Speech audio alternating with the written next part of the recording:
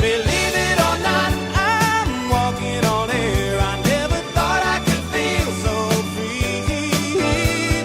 Flying away on a wing and a prayer. Who could it be? Believe it or not, it's just me.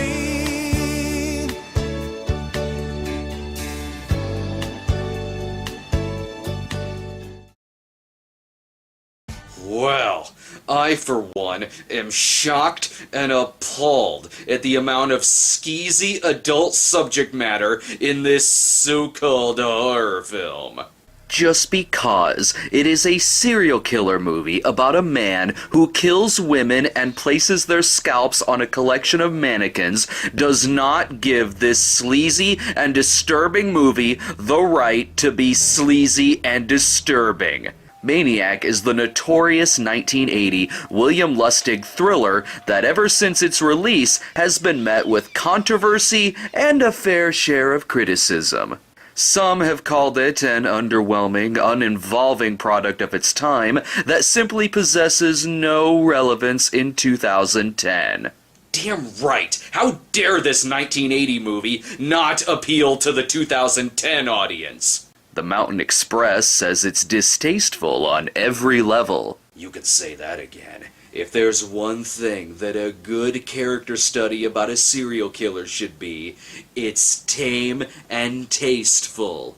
Let's not forget about the Apollo Guide, who says it's best described as the diametric opposite of a refreshing shower. If I can't feel clean after watching a movie about mass murder in New York City, then there's no hope in this world.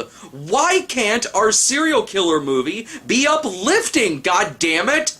But probably the biggest piece of criticism came from the great Gene Siskel, who was so sickened by the film that he walked out at the half-hour point. Can you believe it, that a movie about a sicko would be sickening? Well, as a cinema snob, it is my first time seeing this movie, but I already know I'm not gonna like it because I'm not supposed to like it. And I'm supposed to be completely blindsided and flabbergasted at the level of horrific violence in this serial killer movie called Maniac.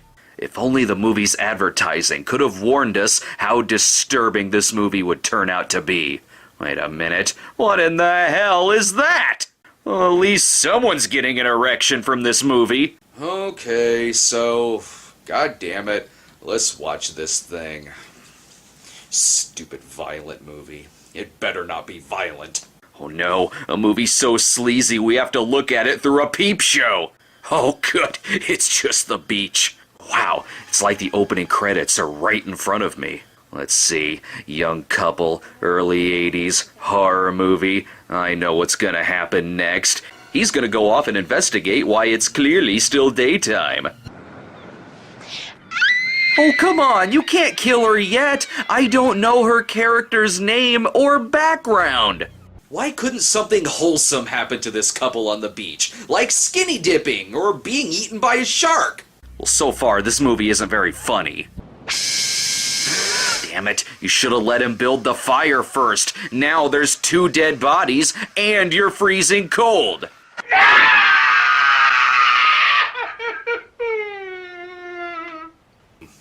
I know that scream. I, too, still have nightmares about Italian Batman's genital warts. And nicely done, by the way. You woke up your pet mannequin. This man is Frank Zito, who lives in a not terrible apartment, I guess. Plenty of Manos memorabilia, and not all of us have a shrine to June Lockhart on our wall. But I'm not sure if I can buy Joe Spinell as a serial killer. Not after seeing him in such uplifting movies as Taxi Driver, or in Cruising, where he played a patrolman who likes to bang transvestites. Also, might I say that the supporting cast here is very wooden. I don't know if I like seeing the private life of Al Borland. No wonder he didn't get a spin-off. As you can see, the movie takes place in beautiful downtown Columbus, Ohio, where... wait, hookers? Whoa, whoa, whoa, this movie's got sex in it too? So this movie, criticized for its graphic violence, also has sex? Well, now how are the kids supposed to see it? This last guy wanted the ultimate. You should have seen what his idea of the ultimate was. Never had someone try out the old Alabama Hot Pocket, huh? Uh-oh, I don't see this ending well. For 75, I'll take you around the world. Yeah, don't forget the ultimate. Yeah. But you'll have to supply the icy hot. Frank and his hooker check into the local hotel, which is most certainly not a bargain. We'd like a color TV, Mr. Pack, and another $5. And 35 with the tax. Oh, yeah. There is one more question. You want the shades? The hooker struts herself out to Frank, and wow, this movie is so sexist. First he pays her for sex, and now he wants her to perform. The least he can do is have her recite the HMS Pinafore. What, a hooker that kisses? Now this movie is insulting my knowledge of the world's oldest profession. There's more than one way to skin a cat. Hopefully that involves my penis in your vagina. 'Cause that's what I'm kinda paying for here. Oh, so that's what the ultimate is. It's not the Alabama Hot Pocket, it's the Boston Strangler. Excuse me, movie, continuity error. That is clearly a different actress. Okay, so it's supposed to be him envisioning his dead mother, but I reserve the right to look for stuff to criticize. Thus ends this episode of the Cinema Snob's Cum Face. Good lord, how am I supposed to buy that this is a romance film when he kills the leading lady 10 minutes into it? This movie's hero is not very likable. Wait, blood, ew. They didn't tell me this serial killer movie was gonna have blood in it, and top-notch effects. I am offended by top-notch makeup effects. Oh, so he's going home already? Doesn't our lead have a job? Hey, is that little shit giving me the finger? Well, right back at ya, baby Bob. Also, is this during Christmas? Excuse me, Christmas movies should have the baby Jesus, Santa Claus, angels, BB guns, terrorists, Mr. Joshua, and explosions, not serial killers. I swear though, if this turns out to be another story from the mannequin guy from Dr. Sex, then I'm gonna write my 34th angry letter to Ted V. Michaels. Every time you go out, this kind of thing happens. This has got to stop. It's silly. Oh, and now he's talking, and his lips aren't even moving. Clearly, it can't just be narration. What kind of sleazy movie featuring Joe Spinell would have its lead psychotic have narration? I know how it is with their airs and their looks and their they can drive a man crazy. I didn't mean that. I didn't mean it that way. Admittedly, that's very creepy. Oh no, this movie can't creep me out. Remember, I'm supposed to be offended. Seems convenient. He's nailing the new hair onto the mannequin, and he's giving it a lobotomy. Time to go back outside again, is it? How come I never found all of this cool shit in any of my boxes of Cracker Jacks? Oh, so it's another nighttime shoot. It's like this movie is trying to be dark or something. I see this is the part where he stalks Tom Savini so he can get more fake blood for his next victims. Well, this should be romantic. It's a young couple looking at the Brooklyn Bridge, but you know the moment is going to be ruined. Why couldn't Woody Allen have directed this? Say, you mean women have both a vagina and an anus? Somebody out? There's somebody over there. I see. Honey, it's no big deal. I love it when Willie Seachy from The Godfather watches us. All I'm saying is this better end with Frank converting them to Christianity.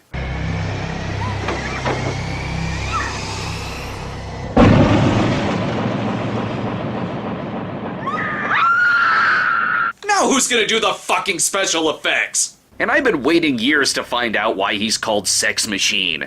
Oh, and now he's gonna kill the girl too? He can't just move on? Why must the bad guy be killing people? This doesn't make sense to me, a film critic. This shot makes sense, though. He's slicking his hair back so he can sit in his chair and review the movie Maniac. Or, talk to mannequins.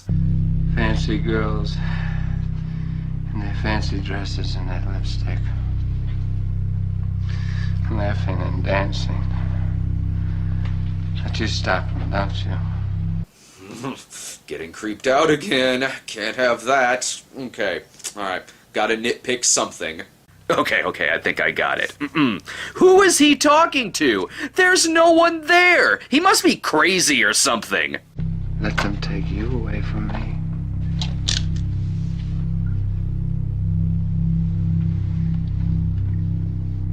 You're mine now forever. Still creeped out. Well, I guess I could do like other critics and just get mad because the movie's creeping me out. God damn it, horror movie! Quit creeping me out! Ah, that's what this movie needs. A nice, wholesome walk in the park. Be careful, little girl. I don't know. I know one thing that could have made that scene better.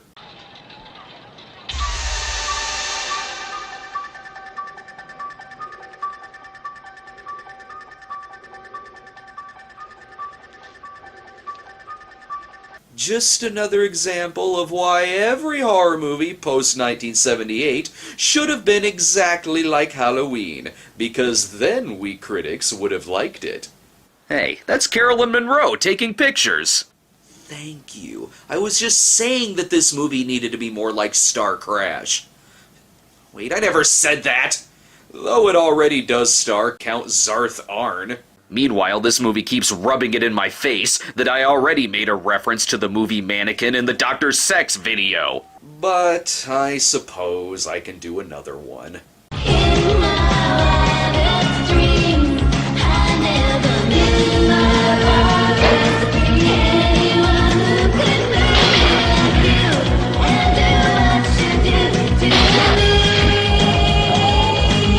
Nurses, what are you doing here? This movie is going to kill you! Oh, I hate reading the newspapers these days with that kook running around.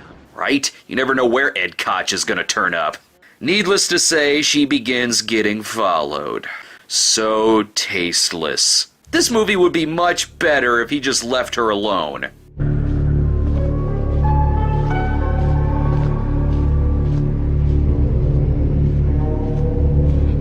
Honestly, you can play that creepy music around anyone, and it'll make them feel like they're being followed.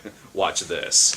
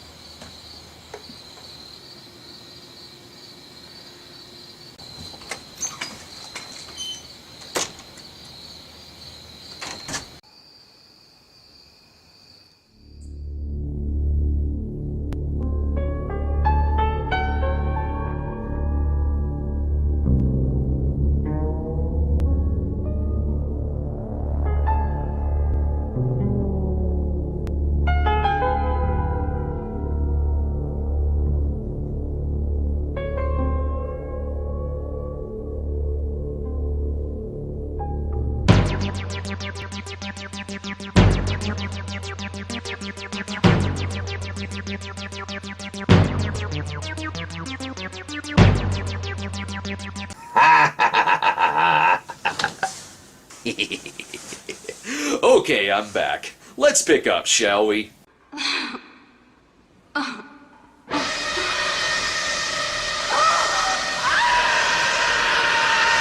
Now, why would this serial killer just randomly kill some woman walking by herself down an empty street? He should have taken her out to dinner first and then gotten to know her better. Now to go on a tangent, interesting fact about the movie, the Michael Sambello song Maniac was originally written for this here film.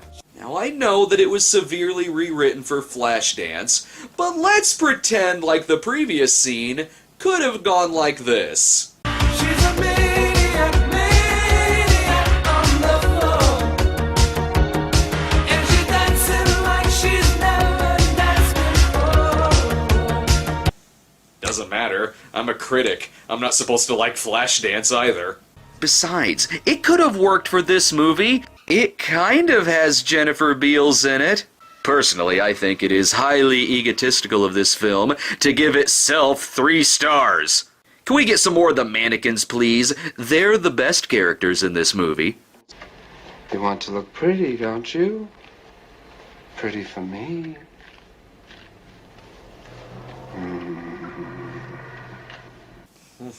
He's really, really good in this. The mannequins, however, cannot compete with the sexiness of Carolyn Monroe, and Frank Zito realizes this too when he pays her a visit to inquire about the park photos she took. To me, you know, things change. People die. But in a painting or a picture, they're yours forever. There's no way you can possess someone forever. What? He's getting to know her better? Shouldn't this movie be about him just randomly killing people on the street? After all, it's not like I complained earlier that he should have a conversation with his victims first. I was noticing this picture of this old lady here. At one point in her life, she was someone's sister, someone's wife, someone's mother. And when the photographer took a picture, he had her the way he wanted her. She could never leave him. She couldn't grow old, and she couldn't die. Oh, so now he's acting all normal? This isn't making sense to me. Am I supposed to buy that he has multiple personalities? Yeah, right. Plus, he's very, very suave, too, which makes it completely believable that Carolyn would go out on a date with him. And as shown, he actually has some insightful things to say. I guess you never know what's going to happen when you leave a movie a half hour in. Who knows? Character development might happen. Oh, and they actually do go on a date with each other. I'm sure they have nothing interesting to say. Well, as long as I can see you again. Yes, of course. Great. What about tomorrow night? Tomorrow night, let's see if I'm booked. No, of course, tomorrow night would be great, but I know you're very busy, and I'm sure that something will come up. Okay, I stand corrected. She's good. Spinell's good. They have good chemistry together. No kidding. You'll be there. Yes, and so will 5 million other guys. Frank. What? Are you annoyed? No. I mean, that would be ridiculous, wouldn't it? Yes, it would. Frumph. I'm supposed to complain that this movie is nothing but horrendous killings. Why are other things happening? Such as this scene where Frank goes to visit Caroline during one of her photography shoots. Excuse me, I thought this movie was supposed to be completely ugly and grimy. Doesn't look so ugly to me. And I'm blaming the movie for this. I guess this movie's taking a step in the right direction. He does give her a stuffed bear as a present, so now the movie's becoming the romantic comedy it was destined to be. And then I can like it.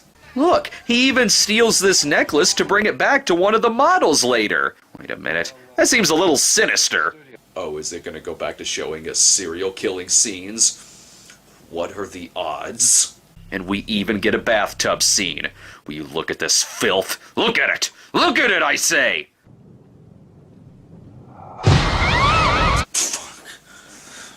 Damn it, movie! Stop being suspenseful! Frank ties up the girl, that way he can be terrifying again. Well, you were wrong to try and hurt me. You left me alone lots of times. I was scared, real scared. I hid in the closet. Did you know that? No, you didn't know that. You're talking about your mother again, Frank. That's not your mother. That's just a random girl. Character flaw.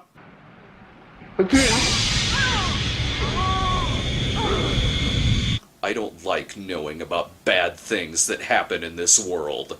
And look, he's got to scalp the camera, too.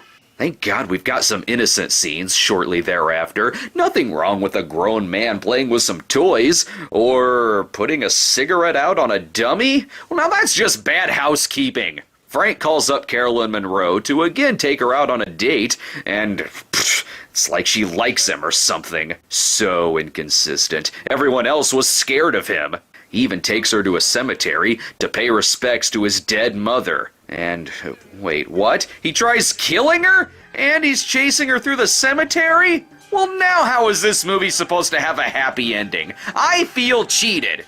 I don't know, maybe he could just explain to her that, oh, nope, she gets him right in the Savini. Carolyn gets away unharmed, but Frank, however, is haunted by the voice of his dead mother.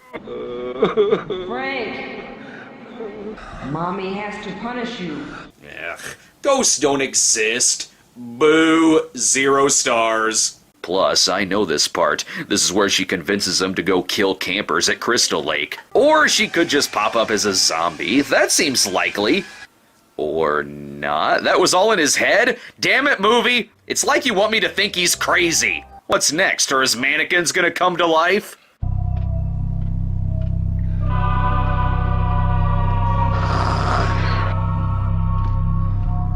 Like this. Oh, this is gonna be very, very messy.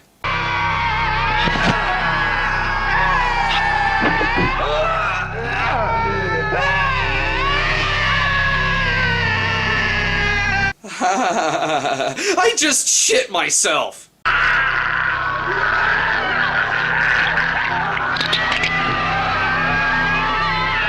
No, god damn it! How dare terrible things happen to a terrible person? I'm guessing Caroline tipped off the cops about Frank. And you know, for a cop movie, these two weren't in it very much.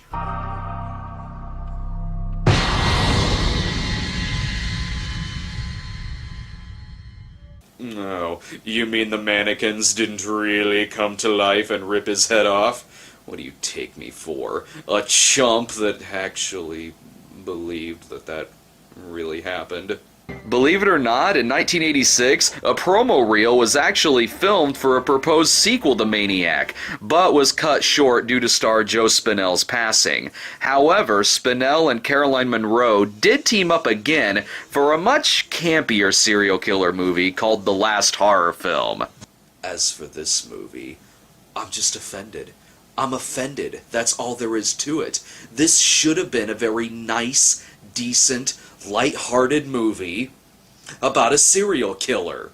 I shall stick with more wholesome serial killer movies, thank you very much. Movies like Henry, Portrait of a Serial Killer. After all, that movie wasn't graphic or disturbing, but hey, it was critically acclaimed. I can like that one. This one, however, contained a haunting performance by one of the best character actors of all time, had extremely convincing special effects work, the direction was taut, suspenseful, and made excellent use out of every incarnation of the word sleaze. I know, right? Terrible! Wait, that all seems appropriate. Why am I not supposed to like this movie? Oh, right, because it's violent. Because it's a serial killer movie called Maniac, and it's violent. Unbelievable. Well, time to find other things to pass the time, and I know exactly what I'm gonna do next.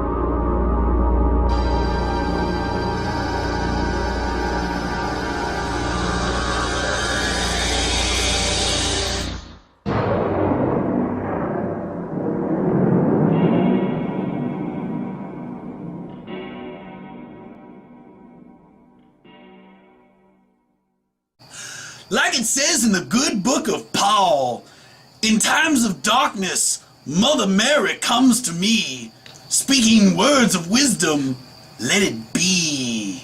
Can you dig what I'm laying on you, baby?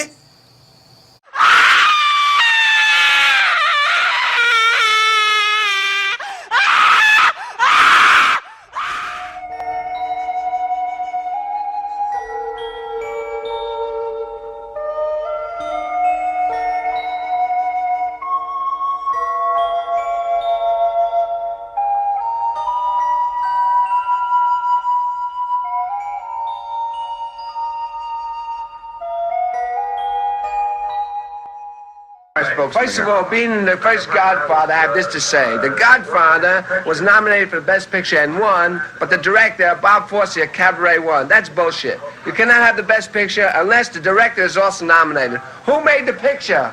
Somebody's mother? The director. This man made yours. Are you kidding? Who's kidding who around here?